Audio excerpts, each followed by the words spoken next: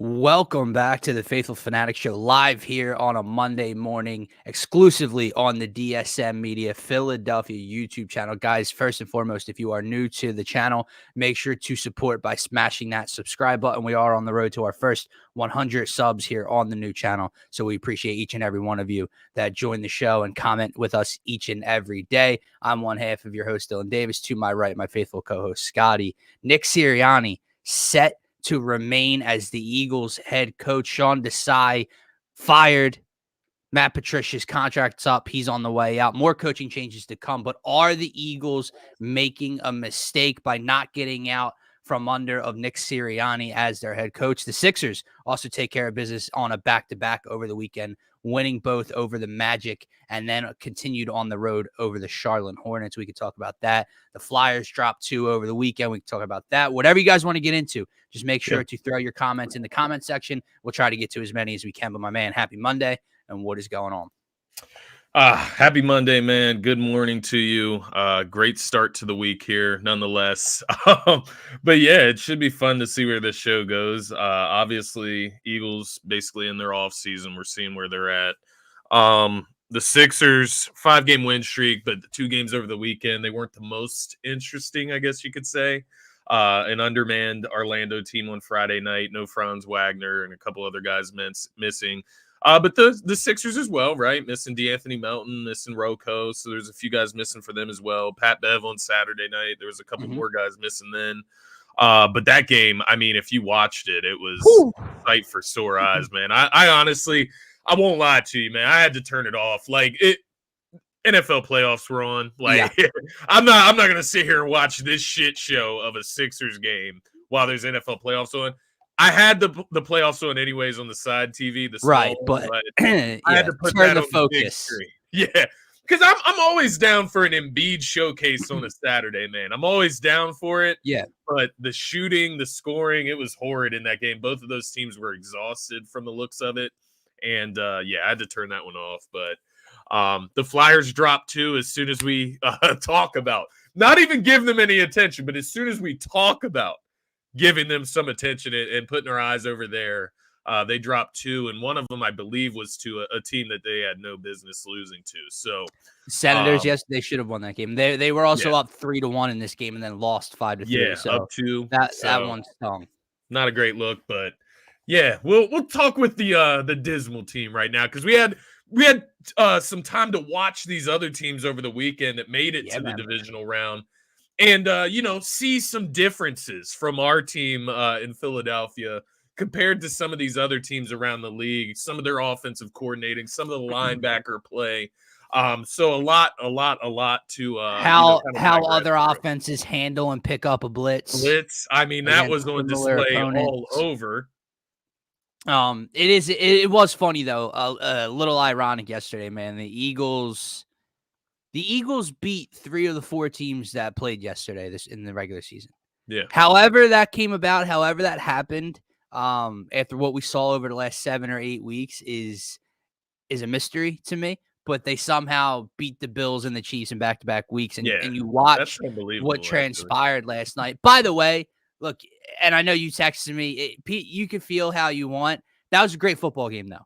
That was a very, very fun and entertaining football game to wrap up the divisional round weekend.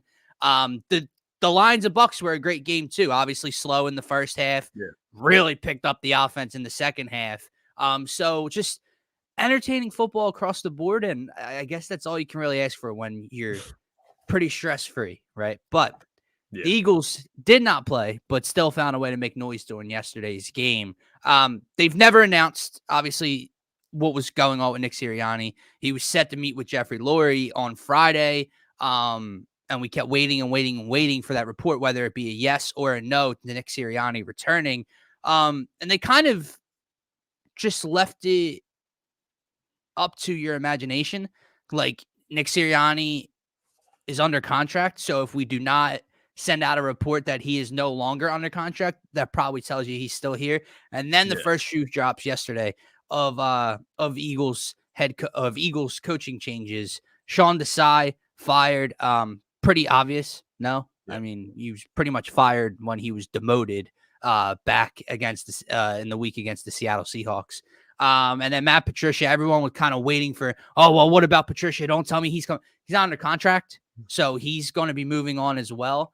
That came He's out shortly exploring after other the DeSai options, report. Yeah. if you haven't heard. So, yes. So Matt Patricia looking for other work around the league, which I'm sure he will find a way to get a position on a defense somewhere in the National Football League. He worked Because for Bill Belichick before, so all you got to do is know some people and have relationships with some people, and you'll continue to get jobs no matter how bad you are at your job.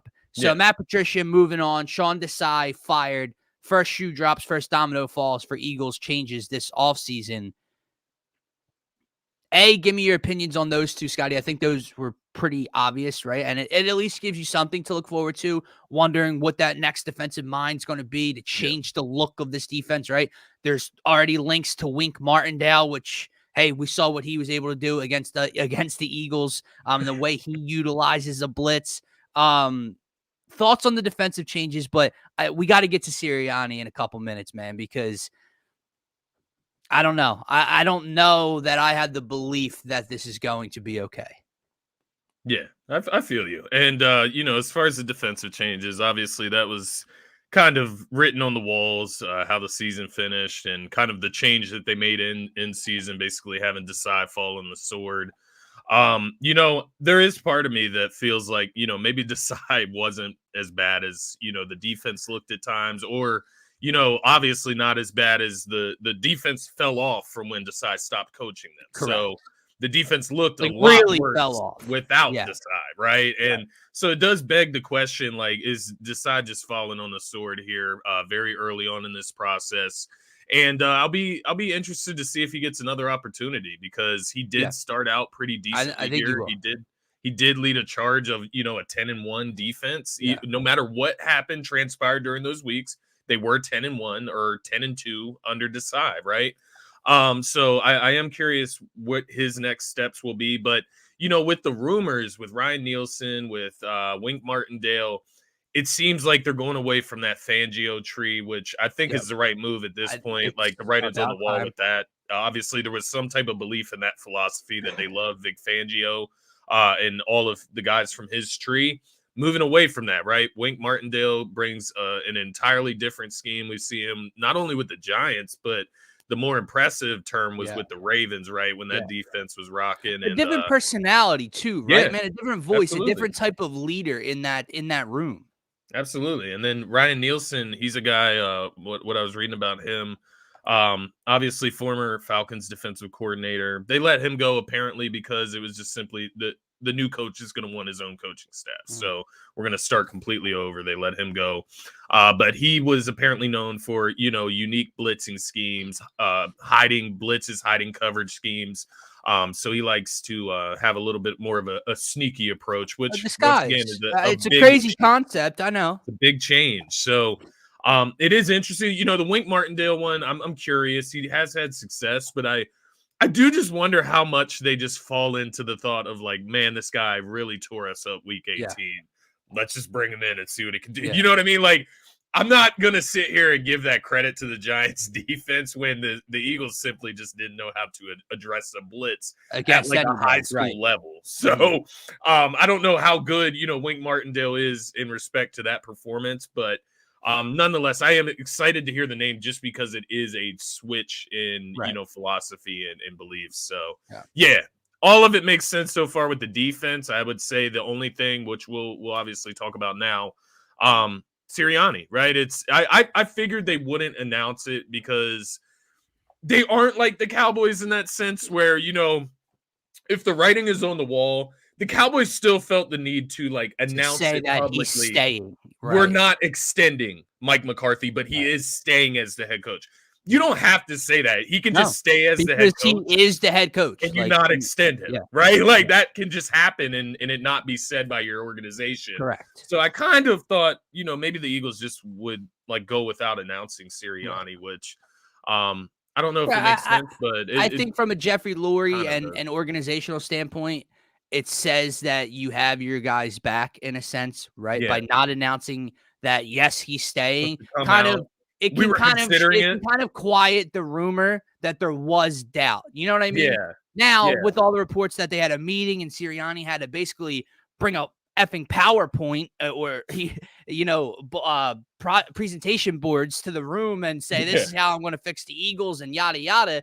I think that's a problem in itself. But yeah, at least internally, if you hush that up, it doesn't seem like the walls are caving in, right? Yeah. From the inside. Yeah. Exactly. Again, I just, from the reports that have come out from Adam Schefter and others about what the plan's going to have to be, and that is what? Nick Sirianni is staying, most likely, but he has to fire his coordinators. He has to bring in new coordinators. Howie Roseman wants to say, whatever the case may be. And that just, it comes right back around to, then why does he have a job here? What does he do? Is he just the greatest speaker in the locker room of all time? He just galvanizes the troops? Because apparently not. Because they would have been galvanized over the last 8 weeks at least once. Yeah. So it brings me back to, what does Nick Sirianni do if he doesn't have a role on the defense and if he shouldn't be around an offense? Yeah. I'm concerned, man. I really am. I also think that Nick is incredibly stubborn.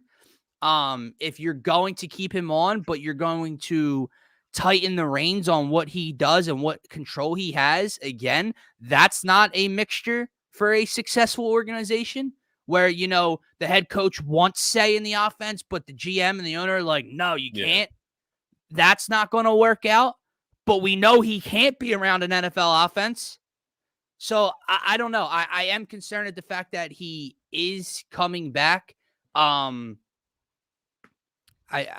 just, it's going to be a long off season for me, and it's going to be a long training camp and preseason, and to see these things really tighten, get fixed, because I don't think he's the guy to do it, man. I know that sounds crazy after a Super Bowl appearance and a 10-1 start to this season, and we loved him and we loved the personality. I understand that, but it does just seem like he's too incredibly stubborn to get out of his own way. And I'll continue to beg the question, if Nick Sirianni was fired today, would he fill any of the other head coaching vacancies around the league? And if the answer to that question is no, no one else will hire him, why the hell is he the head coach of the Philadelphia Eagles?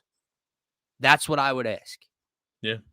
It is interesting. I don't think he would get another head coaching opportunity. I do wonder if he would get somehow another offensive coordinator OC? Oh my goodness. Yeah, I think he could though, man. I think the league, you see how it is, man. Guys do horrible in places and they still get other opportunities based on their resume. It's just the way the league works.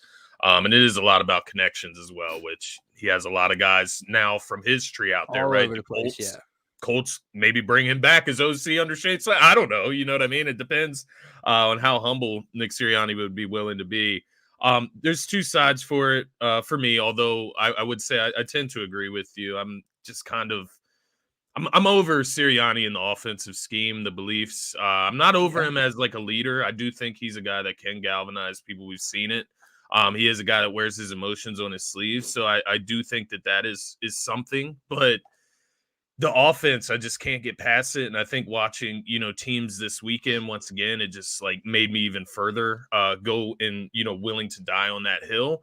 When I watched the Lions, deal with the blitz from the Bucks, when I watched the Lions use Jahmyr Gibbs in the passing game and out in the slot, and the way they use their tight end in the middle of the field, the way Amon-Ra is used in the middle of the field. When you go to the Texans, you see Nico Collins, the way he's used in the middle of the field, Dalton Schultz used in the middle of the field.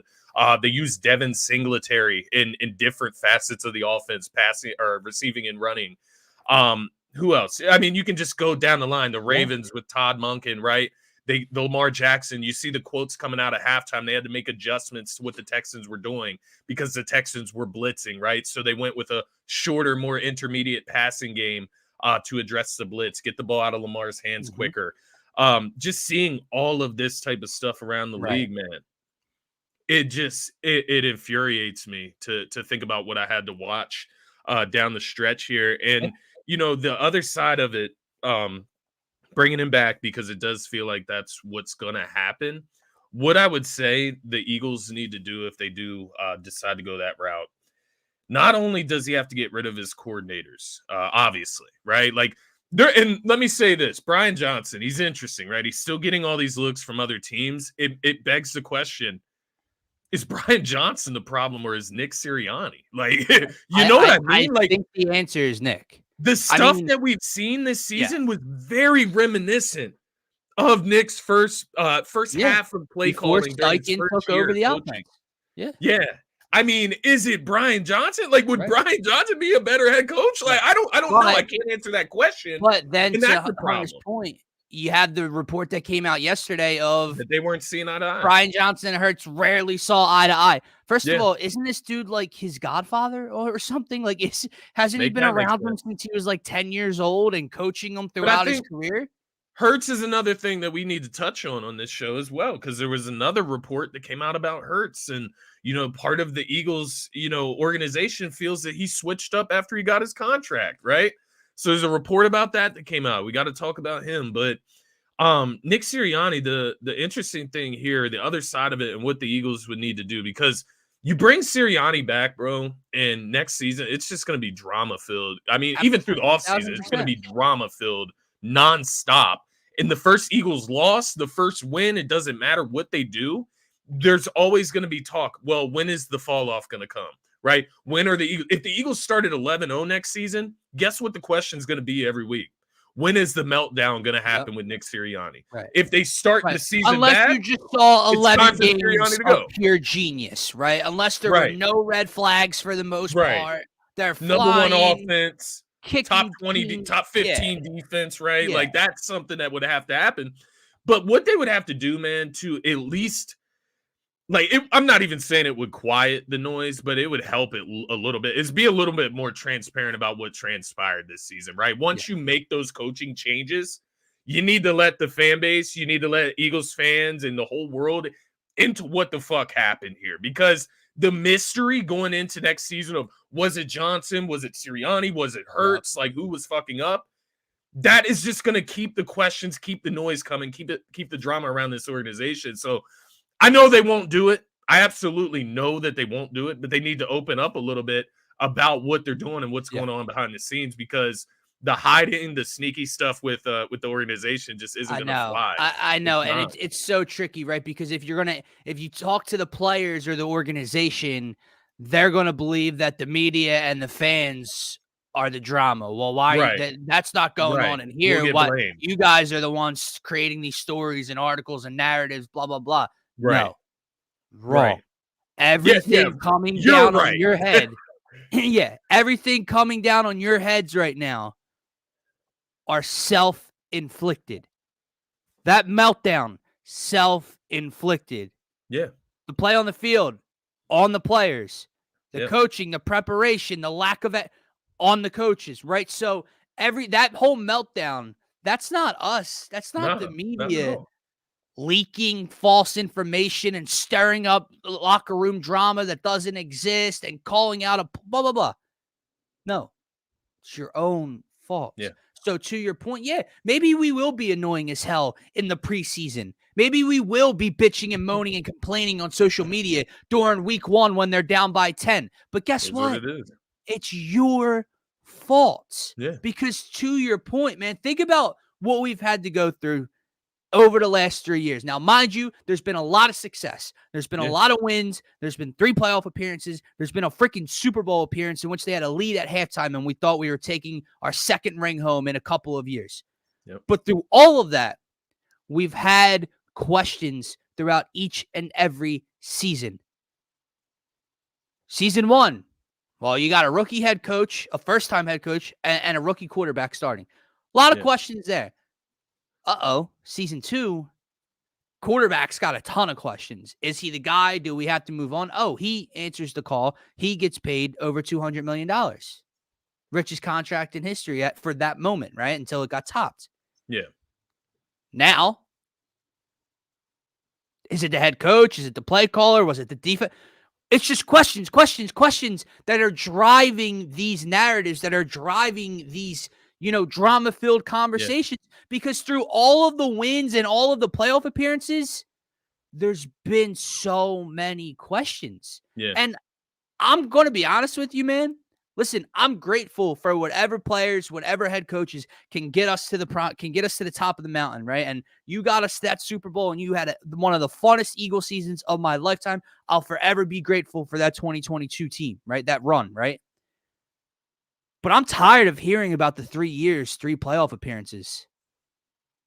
You got your teeth kicked in the wild card round against the same team on the same field in 2 of the 3 seasons. Yeah. I don't care. You know what that is to me? Essentially, the 3 No. 1 playoff appearance.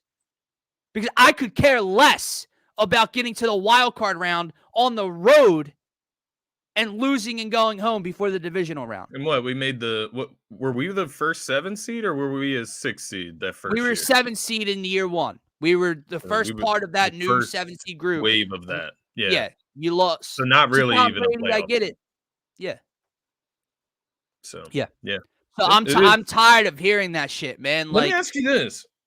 I know I'm not trying to exhaust blame from Sirianni, because once again I do think it's his fundamentals, his beliefs that are inflicting this team with, specifically the offense. Yeah, I mean, Scotty, how do you just it's the offense, right? Like the defense, like we can accept, like if the defense is just, it's just not that good, right? Like fine. Some of the talent on the defense, it's questionable. You got older guys, right? You got younger guys, and then you got really older guys. Yep. There's no really in the middle type of players. But on the offensive end, you have pristine, top quality talent. Period. Like, period, bro. Like, you can argue that Swift is not a top 10 running back, but he finished top 5 in rushing. So you got a top 5 rushing running back in the NFL right now on this roster. Goddard, whatever you want to call him, top 10, top 15, whatever, top half tight end in the NFL at this point. Fuck that. I know. I believe he's higher than that, Dylan. Trust me. But that's 7. What Sirianni has done to Goddard to this point where he's not even in conversations of top 5 anymore. No. We can't literally have the conversation. Been surpassed by rookies. Just been surpassed by rookies, right? Yeah, he's been surpassed Sam Laporta is right now had a 1,000 times better of a season than Dallas Goedert did in this offense. See, that's the thing, unreal. Man. Laporta, Trey McBride. I mean, all these guys with lesser quarterbacks as well, right? We would say that at the beginning of the season in a playoff game. Yeah, he just said and Goddard. Yeah, and I don't believe that. That's not Dallas Goedert's fault. That is. I don't look at Cade Otton and think, he's better than Goddard. Like, no fucking way. No way. To me, Dallas Goedert at a talent level is a top 5 to 7 or 8 tight end in the league, and was just totally ignored this entire season, pre and post injury. The dude was an animal in the Super Bowl. Yeah. Third down after third down, big catch, one-handed catches in the playoffs, breaking tackles for touchdowns, and you just ignore him when he's the guy, Scotty, that should be being utilized over the middle of the field versus the blitz. A blitz. Nothing to He's running go routes on third down. That's what he's doing. And so this is where I just can't forgive it, and I can't dismiss it and move on and act like Nick's going to fix the issue. The offense has way more talent than the defense did. And you mentioned it earlier, with Slowick in Houston, Ben Johnson with the Lions, and just all across the board, man.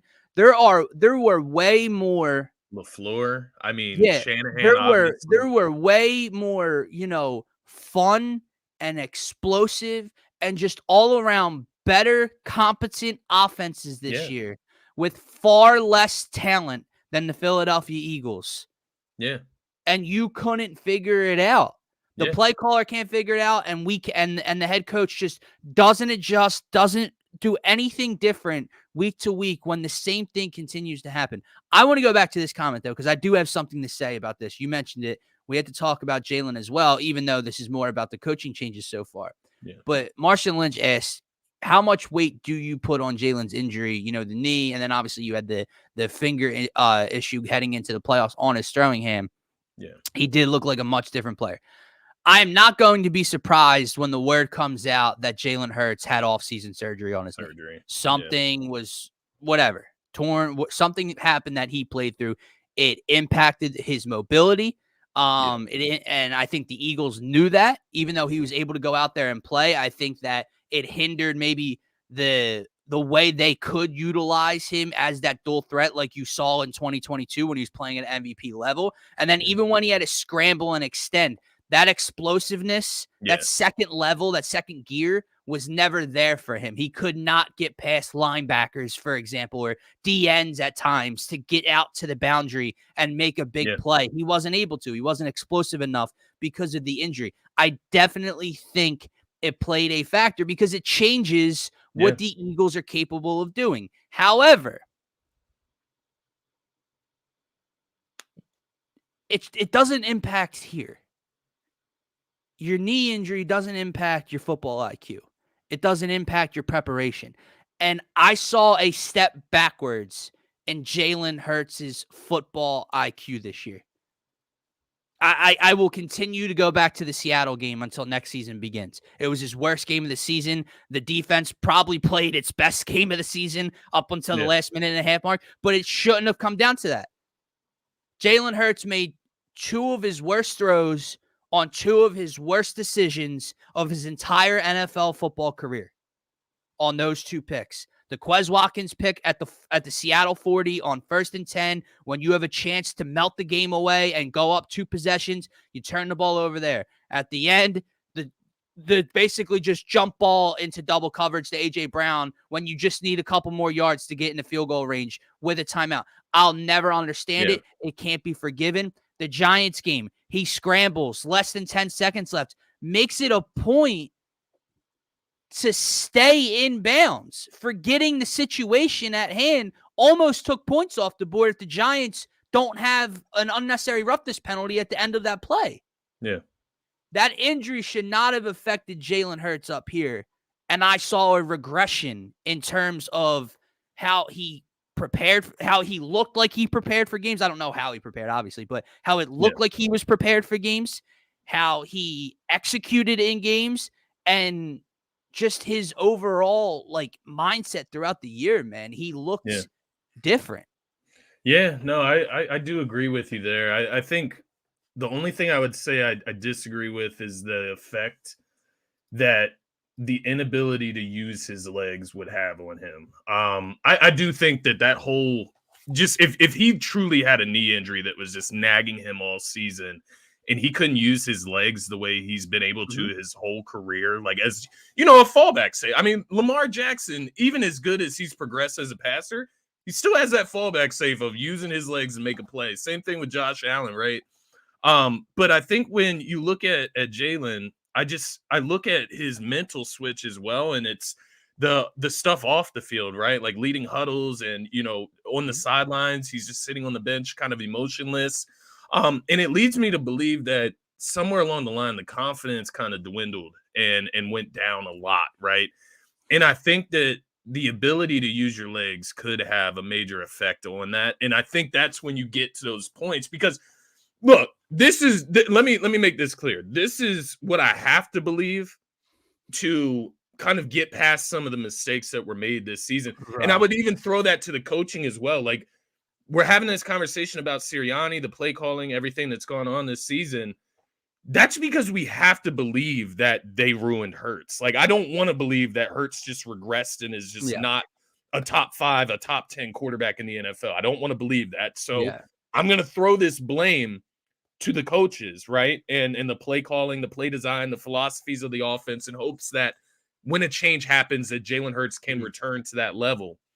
But when you look at the truth in what Jalen Hurts was doing this season, man, I mean, the bonehead plays. I mean, you talk about the safety in the playoff game. Yeah, I didn't even mention that.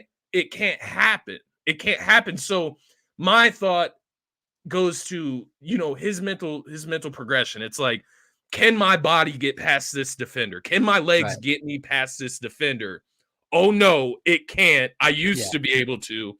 Now, should I throw it out of bounds? What do I do? Yeah. Like, just so many thoughts going through the head of something that should be second, like human nature, for him to be able to take off and scramble. So I think when it's a guy that does rely on his legs to make plays, what I'm simply trying to say is that it will affect his mental and his ability to process things, and even his confidence, to the point where You're on the sidelines telling your teammates what to do because you have full confidence in yourself being able to do what you need to do. And I don't know that he had that confidence in him, man. This is all pure speculation. So Absolutely. obviously take it with a grain of salt. But just basing it off the reports, not seeing eye to eye with Brian Johnson, but then also the other report that came out, the people around the organization think Jalen changed a little bit just with the way he acts around the team once he got paid. So injury, money, whatever the case may be, it needs to be fixed this offseason. And we need to see Hurts return to we know maybe not 2022 level, but top 10, top 5 quarterback level, man. I agree. And it's funny because we watched him at the highest stage last year battle our generation's greatest, outplayed this generation's greatest. It's there. But then you watch this year and the last 8 weeks, and then you watch Mahomes versus Allen last night, and you go, no, he couldn't beat. But then he beat Josh Allen and back to go 10-1. It's and then you start approaching Carson Wentz conversations, man. Like, let's not sit here and act like we aren't haunted by our history. Right. Carson Wentz had an MVP season in 2017 that got us to a point where we could take Nick Foles the rest of the way and win a championship and never look the same. Now, he tore his ACL. It's a big-ass difference in the situation, right? But let's not sit here and act like guys can't lose themselves in the money, man. That's the other part. That's the scariest part of the situation, I would say. Because you can replace a head coach, man. You can get a coach out. You can get Sirianni out here mid-season next year, right? And get a new coach the next season. Fine.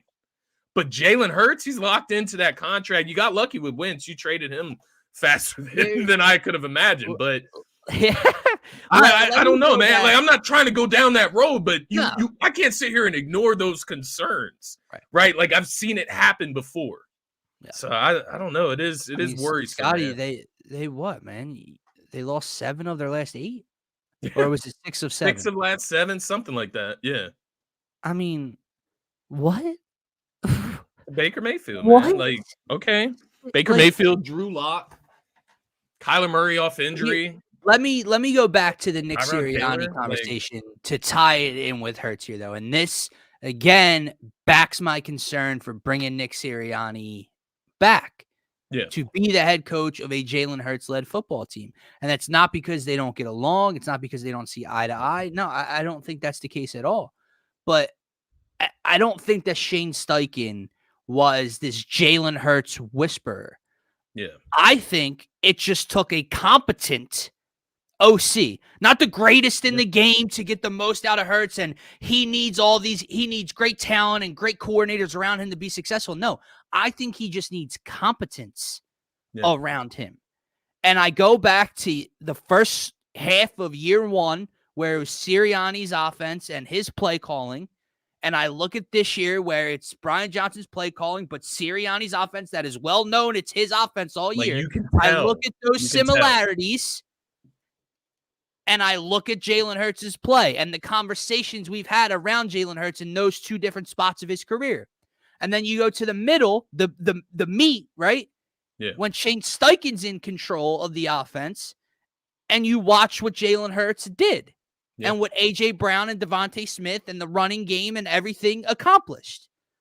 I don't think it's the fact that Shane Steichen was this mastermind. I think he was great. I think he was really good. I don't think he's this mastermind, the best offensive mind in the league that, just got the most out of Jalen Hurts we're ever going to see in his career. No, I think Nick Sirianni is completely and utterly incompetent to put together an NFL offense. I think the proof is in. I think you've had enough evidence to show you that.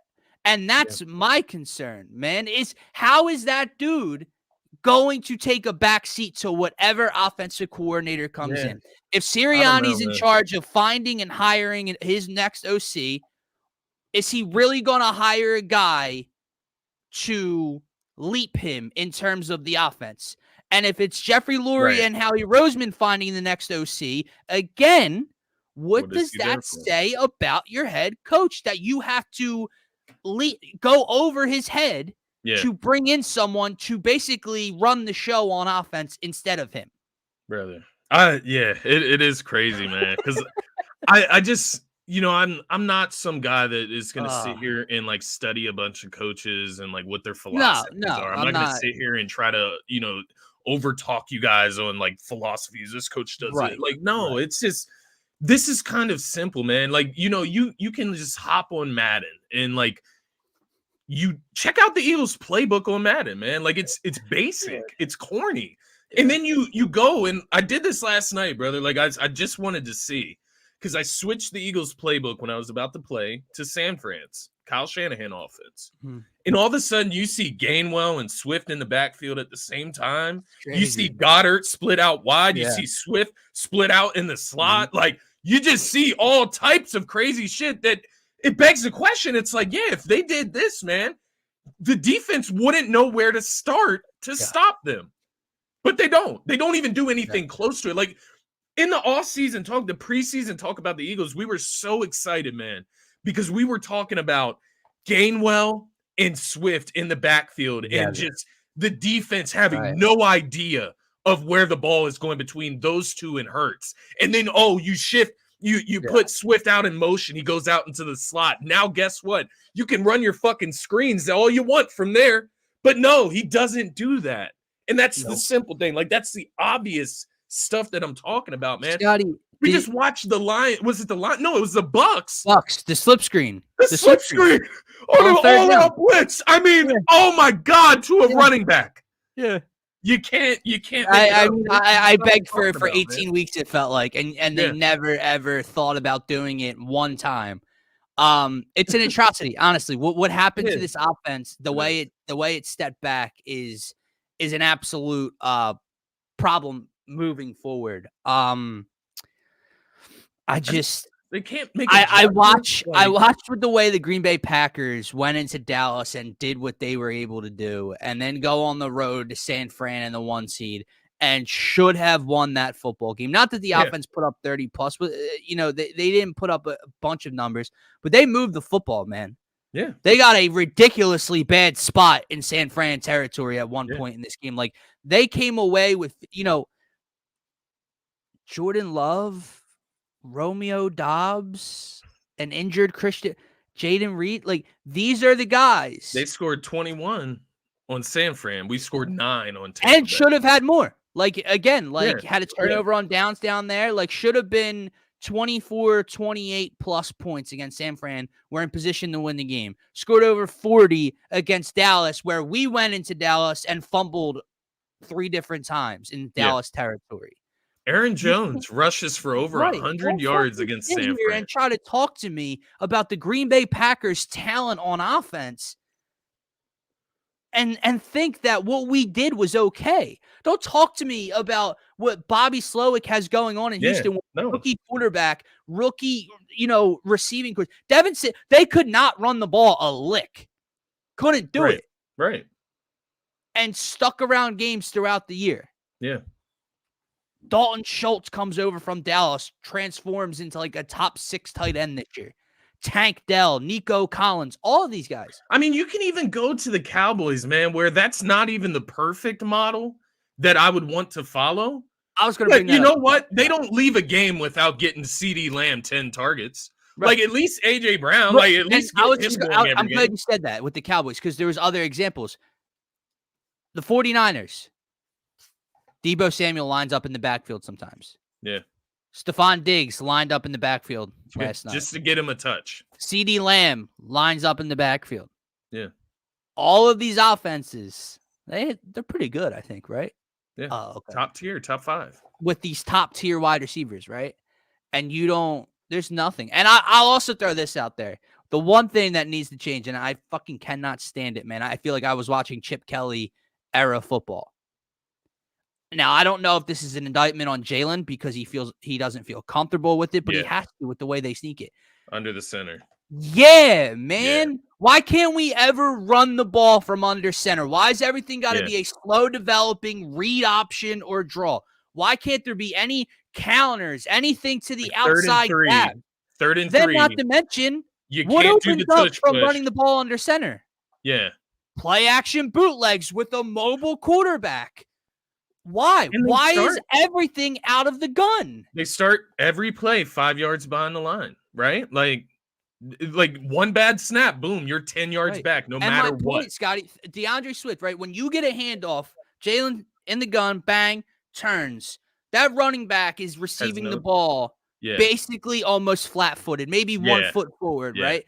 When you line up under center, pick up some speed. What's he get? A nice little running head start, right? Some steam, like you said, to hit a hole.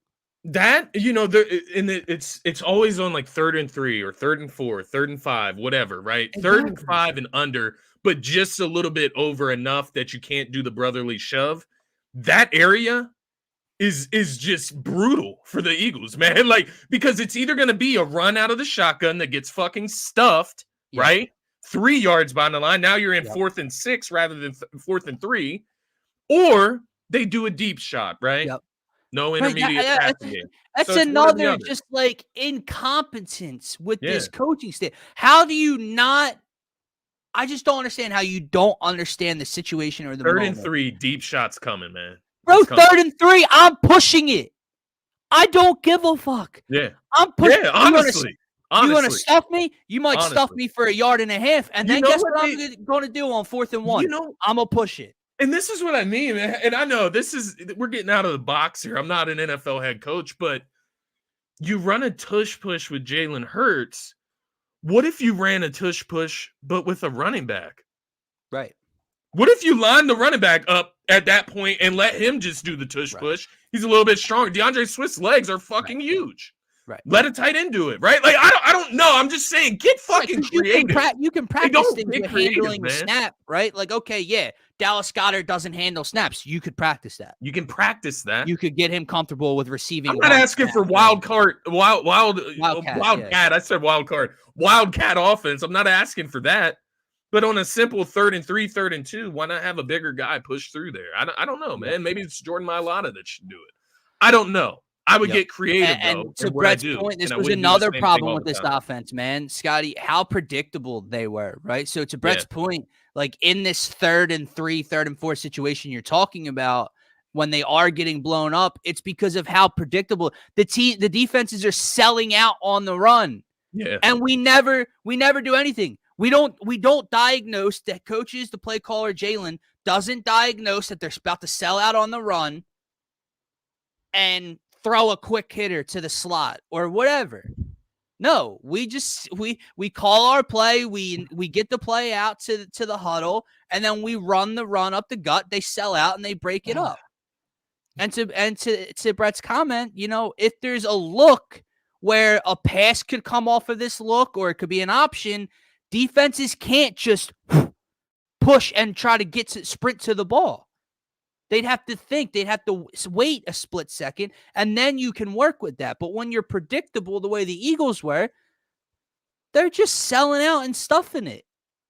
Yeah. And then, you will see, the random ass, like, extension of the brotherly shove. To Brett's point, like, Jalen is a strong individual, but then you'll see the extension of it where it's a flick out to Swift or something, right? But then they would just waste those plays on like the dumbest games or the dumbest situations. They would never do anything that creative in a big moment where it can actually be used to your advantage. There. Do you remember when they threw a pass with Kenneth Gainwell on 4th down the field? What? I don't know. The way that they think they get creative, Nick Sirianni's route concepts, like, again, it all goes. It really, man, Scotty, as bad as this season was, as ugly as the Seattle game was, as ugly as the 49ers game was, the Cardinals game, right? The last 2 weeks are really what did it for me. To watch them not be able to pick up a simple blitz concept, to know what Wink Martindale's going to do, not adjust, get your quarterback hurt from it in a meaningless football game, and then turn around and have no preparation for what Todd Bowles is going to do to you. It just made me really say, okay, this guy isn't it, man. This guy, like, I don't understand why you would continue to run go routes or, deep curl routes in man coverage on the back end against an all-out blitz. Yeah. You don't utilize the middle of the field. You don't Yeah. implement a slip screen here and there. You do nothing different. You do what you want to do, which hasn't worked in what feels like a goddamn decade this season, because that's how long it took off my life. And you just continue to run your offense, regardless of what's coming at you, regardless of how the defense adjusts against what you're doing. There's no counter to that. And that made me sit back and go, get out of the building, because he can't be around this offense. No, I Exactly. disagree. Exactly what I'm trying to say, Brett. Side note, the Lions just signed Zach Ertz. Really? Yeah, so he's gonna get to their practice squad and then maybe get moved up for the championship game. That's crazy. That is nuts. Great for Zach and good for the Lions. It gives them another weapon, but like the NFC Championship game, like why didn't you sign him to start the postseason run? Like why the week of the NFC Championship? Or was Zach just being hella choosy? Yeah, like waiting to see till the Final Four. I don't know. But yeah, no, I agree wholeheartedly, Brett. Like, it doesn't matter who the play caller is. You can hear that in his interviews too. You know, in the way he answers questions. I mean, the way he taught, and that's what I mean by his philosophy. Because like schemes can change, right? Schemes can change, play design can change, but beliefs and pillars, right, of your beliefs, like those things don't tend to change for people in general life, like not just football, but the things that you believe in life don't generally change. Those are your core beliefs. That's how people build themselves, right? And his core beliefs in football are what we see on the field, man. The screens and just doing the same things over and over, just being so good at it, right? This is what he always says: be so good at it that it doesn't matter if they know it's coming. It doesn't work amongst professionals, man. This isn't college. This isn't high school where and by the way, Nick, the upper hand on the next coach. Exactly. By the way, Nick Sirianni, it is your job to adjust to that. Like he does. I don't even think he like acknowledges that. He doesn't believe in adjustments. No, there's no accountability. Just do what we're asking you to do better. He gets snippy with the media. After the Tampa Bay game, he had the balls to come out and say tackling is hard, Scotty. Yeah, that's what he had to say after double-digit missed tackles that led to touchdowns in a playoff game. So just imagine, Slay's smiling after he misses tackles, and Nick Sirianni's over on the sidelines. It's okay, man. I know it's hard to do. Good try, Slay. Clown. That was the biggest clown statement he made of the year.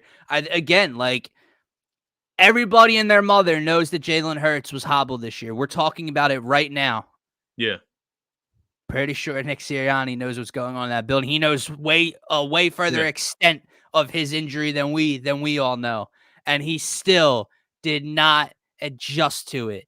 And here's my question, man. If this is as big of an issue that we're trying to chalk it up as, because like you said, we kind of need to believe we need this to be the case. Yeah, we need this need to have hindered him, or else what really happened this season, right? Yeah. And he could be different next year. If that's the case, I don't get all the QB draws. The designed runs. If we're being honest, like I know they needed them in big moments. I don't get all of the tush pushes with all of that weight and all those bodies falling under and on top of him and taking his legs out. I don't get it. Yeah. You are putting your injured quarterback, if that is the situation, in seriously harm's way. Yeah. Yeah. And then you allow him to go out there and just get blitzed to hell and back. This was a good one. Yeah. Was that the Seattle game? Yeah, I think so. Dictionary. Yeah. But you just throw them out there to the Sharks, right? Against Tampa and against New York. Like, blitz. Yeah. We're not going to make adjustments. Fuck. Right. That's what really got me after this Tampa Bay loss, man, was you lost to the Tampa Bay Buccaneers, and essentially what they showed you in 2 times out of 3 seasons, essentially what they showed you is that they can beat you no matter who's under center. And that really just bothered me. The first time around, they beat you with an aging goat, right? And this time they beat you with a revived Baker Mayfield, who, by the way, found a way to take sacks and throw interceptions in the divisional round against the Detroit Lions. Yeah. So that, you know what I mean? Like, Yeah. Nick Sirianni, he made the playoffs 3 straight years, 2 of which he lost in Tampa Bay in the wild card round, regardless of who was playing quarterback for the Tampa Bay Buccaneers. Yeah. Yeah. Seems like a problem to me, no? Yeah. When you have, once again, this amount of talent, man. Like, Oh, yeah.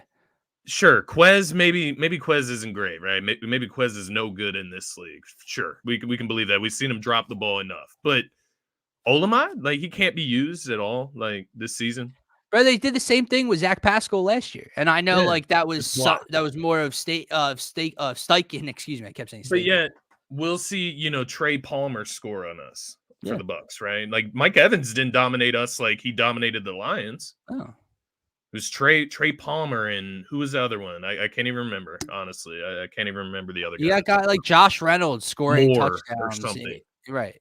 David Josh Moore. Reynolds scoring for the Detroit Lions when they have Yeah. Amon-Ra and Laporta and Jamison Williams and Jahmyr Gibbs, and they have all these guys, yet the third and fourth receivers are making plays and scoring touchdowns and being put in positions to make plays. We should have known we were cooked when they couldn't get Boston Scott in the end zone against the Giants. We should have known. If you can't get Boston Scott in the end zone against the Giants, you got some major, major issues, man.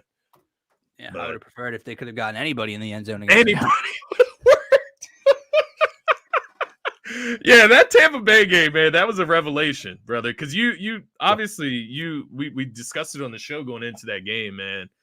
I was like, I had talked myself into them bouncing back. I had talked myself into them, feeding off the Cowboys losing to the Packers. They came out and just we said dignity for themselves, not listen. Let alone me. We sat here and said, obviously, playoffs, survive in advance, just win. However, I need a decisive victory. Yeah. I need a good, clean beating to think that the next week we have a chance at winning, because I thought maybe they could only win one game if they won, 20-17 and squeaked it out against the Bucks.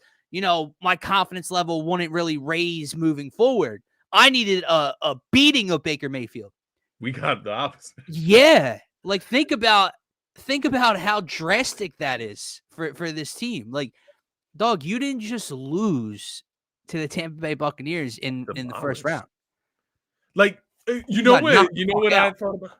You know what I thought about the other day, man? Remember what those guys in the Bucs sideline said about Hurts the first year? Yep. What the fuck did they say this time? What Todd Bowles was saying as the DC. Their defensive coordinator time was Todd Bowles. Yeah. And he was basically running a mockery of Jalen Hurts having to throw the football to beat them. And now their head coach, Todd Bowles, he's sitting there cheesing, puts on that performance. And again, that is not to say this is the same Jalen Hurts as year one. But, I mean, again, 2 of 3 years you have first round exits. In year one, we were just happy to be there. But this year was supposed to be something different. Yeah. You weren't just happy to be in the playoffs. You had the experience. You were a team that was supposed to be playing this very weekend coming up.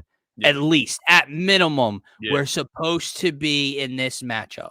You lose to Detroit. I mean, I can take that one on the chin even, right?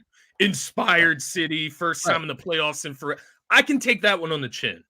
The Bucks and Baker Mayfield rejuvenation, like, hell no. Hell no, man. Hell no. And that's the last thing I'll say here before we kind of wrap up or move on is I think the players knew that.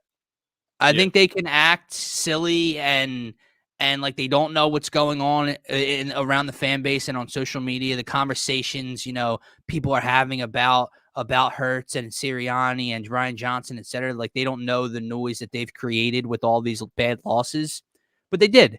And you either show up or clock out for your head coach in this win or go home situation. And my God, they Yeah, didn't even pack a lunch. yeah. I mean, They just checked out from the opening jump, and that's all I needed to see to believe that Nick Sirianni lost his locker room. think about Lane Johnson's comments after the season, right? He almost sounded relieved to kind of start fresh next Yep. season and address the flaws in that locker room. Like he admitted that there are some fundamental flaws within what they do, the processes that they get to within that facility. And that just spoke to me, man. Let me ask you this one thing Yeah. as like kind of a final, and maybe this is a topic for a show later this week, but how confident are you in Howie Roseman correcting the deficiencies of this team, right? Like the corners, Yeah. the secondary in general, the linebackers, right? Like his non-belief in linebackers. Like, how confident are you that he's going to address that this offseason? And maybe once again, maybe a short answer. We can like Yeah. dive into this later this week because I do think it's Yeah, a big no, topic. I think that's a great topic that we could get into Wednesday potentially. Yeah, My quick answer would be offensively, I think Howie does an amazing job. yeah, I think that even though the offensive line like looked different this year, like they yeah, didn't look as dominant as they've been. I think it's just again the way that the play calling was set up, not establishing the run and getting them downhill consistently. yeah, Obviously he trades for AJ Brown, he drafts Devontae Smith, he trades for DeAndre Swift. I think he will do a fine job at replenishing whatever little needs the offense has. They're already set.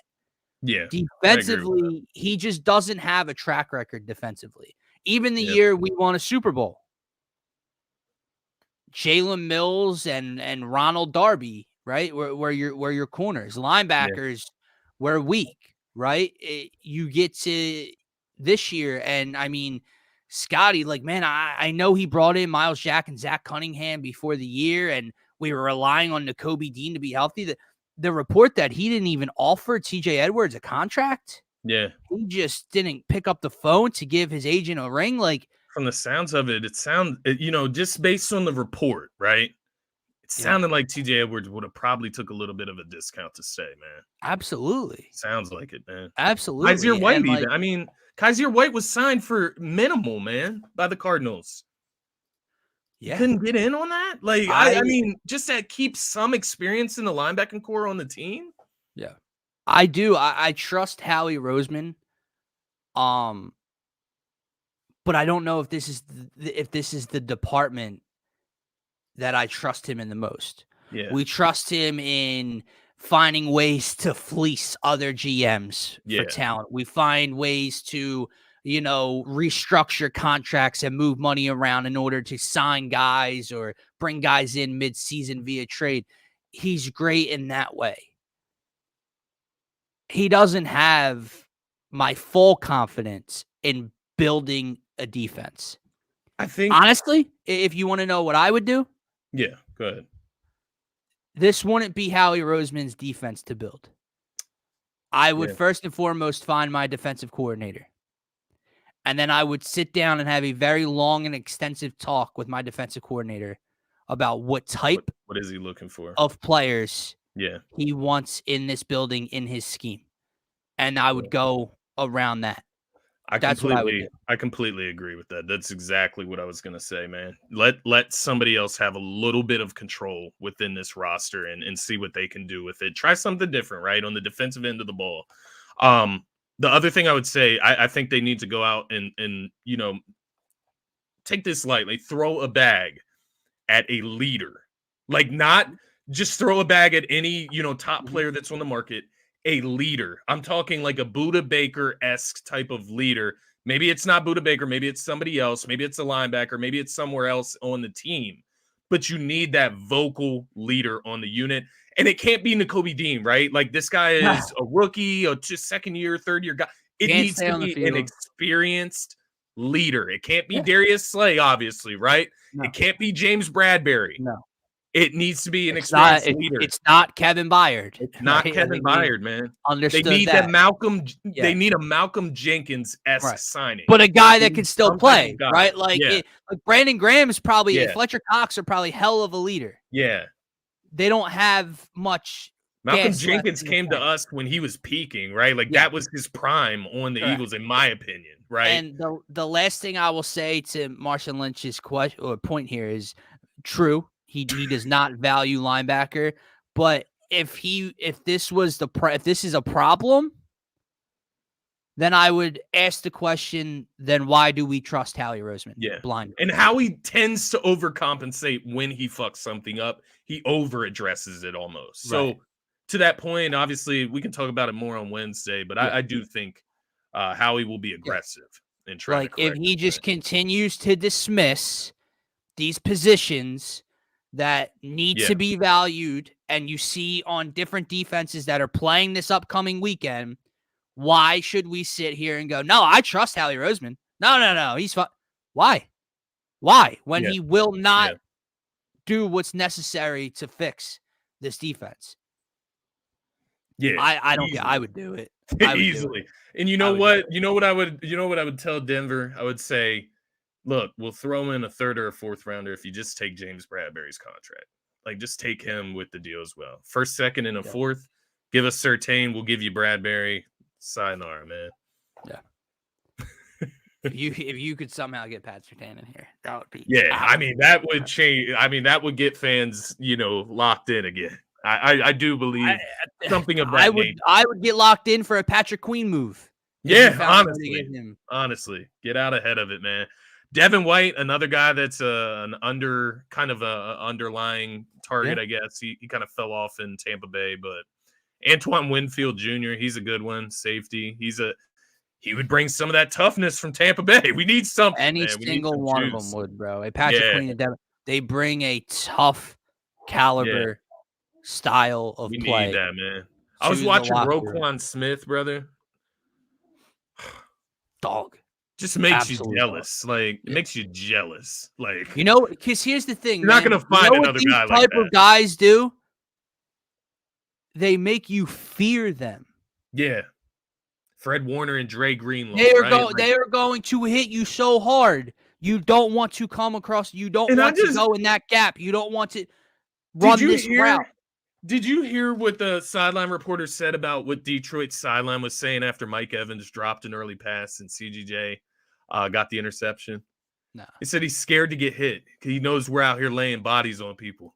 Like, that's what the Detroit sideline is screaming over there. Mike Evans is scared because we're out here hitting people. But then you look at the Eagles, man, and all I can think about is Darius Slay laughing on, like, his podcast. Like, it's all I can think of. Like, this is a leader within our roster, is a guy that laughs and, hypes himself up on his own podcast. Like, 2 games this weekend ended by a linebacker interception. Yep. The Detroit game basically kicked off with a C.J. Gardner-Johnson safety interception. And I agree wholeheartedly, Brett. I think that's where you need the most change. Because now, you kind of had your defensive line, BG and Fletcher getting older. You're going to have to kind of replenish it a bit. But hopefully, we have our pillars on the defensive line. Hassan Reddick, Josh Sweat, Jordan Davis, Jalen Carter, Milton Williams. You have your younger, more youthful pillars there. You throw in some depth pieces, sure. Yeah. That's not what needs to be the focus, man. Because, again, everyone was talking about, well, we got to add to the defensive line. Did you see how bad this pass rush was? You know what will help the pass rush? Yeah. Having guys and a system behind them that doesn't allow a quarterback to get the ball out in the snap of a finger. That's what will help Hassan Reddick and Josh Sweat get after the quarterback next year. Yeah. So fix the middle and back end of this defense, and you ask your coordinator what he wants. Here is my system. Here's the way I like my defense to be ran. I need X, Y, and Z to fill this. And that's how I would go about it. I agree. I completely agree, man. Lot to fix with this roster, man. Yeah. I think that'll about do it. I know we had some we went in. But my Nick Sirianni conversation went a little longer than I could have foreseen. We'll talk some Wemby and Embiid on Wednesday. That'll be fun too. So we can catch up on that. Maybe some Howie Roseman continued talk. But yeah, this is the part of the season, man. We're venting now, right? We get to sit back and watch everybody else do what we couldn't. And to that point, it brings us to these shows. I where will we say real kind of quick, vent, but first and foremost, Scotty appearing trending in the AM with Phil Phaithful tomorrow morning. Head on over there, support our man Phil over at PSN. But this is real quick, Sixers point. I know it's the Charlotte Hornets, but I'm happy they won that game in that style. Yeah. It was as ugly as could possibly be. But the Sixers should have lost that game. They shot 20% from three. They barely shot over 40% from the floor. And somehow, some way, Joel Embiid didn't need to really play in the fourth. I believe. Or am I missing? Or am I thinking of Friday? No, you might you might be thinking of Friday because it looks like Joel. He played 37 minutes, and my man Maxey played 42. 42. Jesus. I am thinking of Friday, but I don't think he had to play the end of the fourth. I forget. My weekend is all mixed up.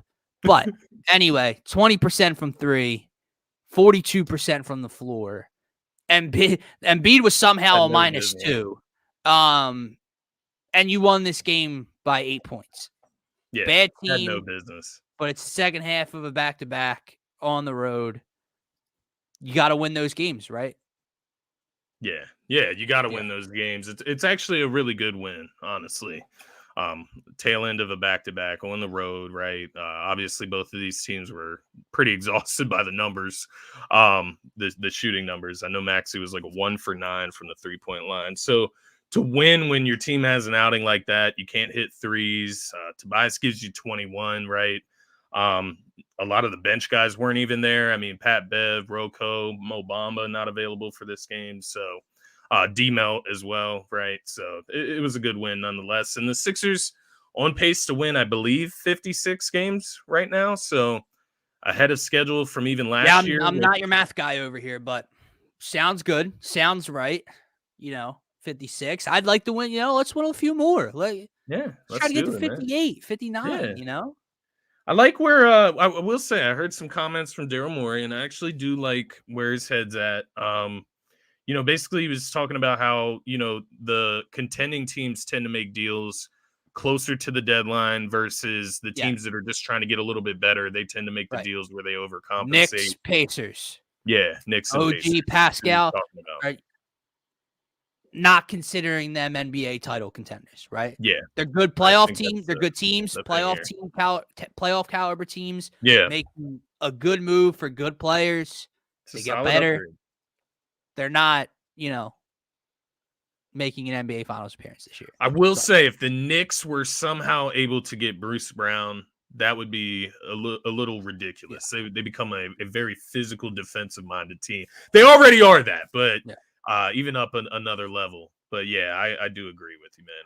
I'm interested to see what Daryl's going to do, man, because every time you get one report that they are kind of in on said player, they're one of the teams interested in said player, you get a backtracking report that no, they're not, right? Not so a chance. They're not overpaying. I've seen a Tyus Jones yes report followed by a no, followed by a yes. I gotten a yes on DeJounte Murray. Now it's a no on DeJounte Murray at the time. So I don't know what to expect from Daryl Morey. I did see your tweet over the weekend, though, and I thought it was a very good and fair point. Look, should Daryl Morey overpay at this deadline?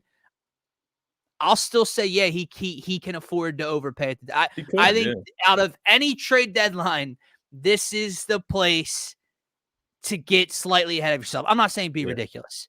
I'm just saying I don't care if it's a trade where some people are going to go, ooh, that much for this. If it helps this Sixers team this year contend, you pay a little extra at this particular deadline, and I'm okay with it. Yeah, I'm with you. And I think the guy that obviously comes to mind is a guy like DeJounte, where maybe you overpay a little bit for him with draft compensation, but you get a guy that complements Tyrese Maxey really, really well, complements Joel Embiid and this team really, really well. He's just an more efficient and a bigger upgrade offensively than DeAnthony Melton And you could argue that him with Embiid, maybe he's a better defender than DeAnthony Melton as well. We just would have to see it. But that's what I wanted to say. Shit, I feel like there was so much. There was playoff football, two Sixers games, two so Flyers much, games, but so little at UFC the same time. card. Right, everything was going on. The Friday night's game in the beatdown of the Magic, that's when Joel got to sit out. But the interesting part is, like, dude, Tyrese Maxey, he's had his moments where he shot the ball poorly when Joel has missed time, etc. Tyrese Maxey has saved Joel Embiid a shit ton of minutes this season. His ability to turn it up at the end of the third and early fourth quarter without Embiid and extend leads to where Joel doesn't even need to come back into the ball game has been so huge. Yes, I'm on Twitter right now looking at see it now. Ron? The Eagles are interviewing Ron Rivera for their defensive coordinator position per Jeremy Fowler of ESPN. A quote tweet from Zach Berman, Jeffrey Lurie on Ron Rivera in 2020. He's a family member of ours. Stephanie and my wife play golf together, and Ron is somebody I really respect. He's a high-quality person in every sense of the word. That was just 4 years ago. He said that. I mean, I'm not going to sit here and tell you guys that I'm, sitting here reviewing all of Ron Rivera's tape from the Commanders, back to when he was with the Eagles the first time. I'm not, I'm not going to sit here and act like that. But from my perspective, what I've seen in Washington is a dismal franchise in general, right? And a head coaching job is a lot different than a defensive coordinator job. Mm-hmm. And I would say that Washington's defense at times looked really good. At times it looked really bad. But seeing the familiarity with Ron Rivera, but yet the difference in coaching styles, right? Philosophies out of the Fangio tree. As long as we try something different, I'm honestly with it. And I do think, bringing in a guy like Ron Rivera, that level of leadership, being a past head coach could be good for the defensive unit. So, Gotta, we just gotta see how things play out. There's so many options, but I think the big thing is we want change. Yeah. And Ron Rivera certainly. And I'm on his Twitter right now. Put a lot of pressure on Sirianni, though, if you did hire a guy like that at DC, because that's obviously a guy that can just step into an intermediate head coach role. Well, so good point. So ready, get to Eric Gunn 1 minute ago. All indications are Brian Johnson will not be returning as the Eagles OC. He will land elsewhere in some offensive capacity. So Brian Johnson, about 99.9% out the door right now. So the changes are coming. ESP, I know, a very controversial figure in sports media in Philadelphia. He said Ron Rivera checks a lot of important boxes, can be head coach of the defense, has tons of experience / success as a DC, probably isn't leaving for a head coaching job next year. So you're not just losing a good coordinator. And then this last one rubbed me the wrong way. Can be an asset to Sirianni and let him focus on the offense. While it's true, I don't want Nick Sirianni around my offense. I can't have it. I'll just say that I don't want him around the defense either. So sure, but at least we know he's never going to be around the defense because he has no clue what to do with the defense. Yeah, but I do. I feel you, man. Well, look, hopefully what I'll say, I can't do another hour, but what I will say is hopefully we have some news by Wednesday, man. We can get some encore. Really dig into it. But yeah, we'll have to collect all these rumors and just bring them up, and just go through them one by one on the show on Wednesday and see where everybody's at. But yeah, man. Getting excited. But what'd you say? We're getting booed off stage, man. Yeah. Hopefully we do have some news. It'll be interesting though, right? Because obviously they're going to jump right into defensive coordinator interviews and trying to fill that void as soon as possible. But like, the only thing we've seen so far is Ron Rivera. So are they going to interview Ron Rivera and boom, Ron Rivera is the DC?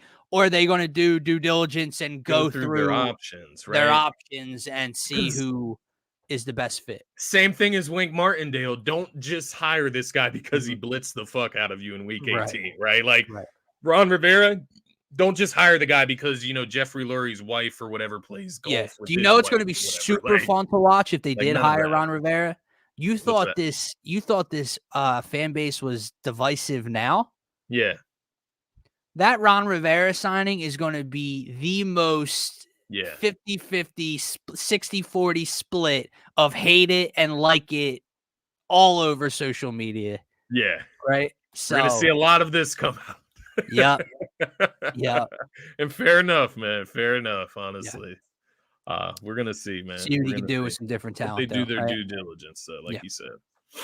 All right. Hour and 15 on something I thought was going to take 35 minutes. Seems like a good place to end Woke here. up with questions. Sorry, Marshall Lynch. We do appreciate the hell out of you too, because Absolutely. makes the shows better, makes the shows easier with the comments, obviously, and more talking points that come from them. So if there's anybody else that's watching right now live or that's going to watch in replay version, if you are new to the channel, if you like the content, if you want to be interactive like Brett and Marshall Lynch, hit the subscribe button. It's the best spot to get interactive with us on the YouTube channel. 35 minutes could just be the You're not lying. Yeah. No conversation within Philadelphia sports takes only 35 minutes. That is the truth, man. No. But make sure to smash that subscribe button, throw us a like, throw us a comment, whatever you guys feel comfortable with throughout each and every one of our live streams. For myself, for Scotty, for DSM, have a great rest of your Monday. Happy Monday, everybody.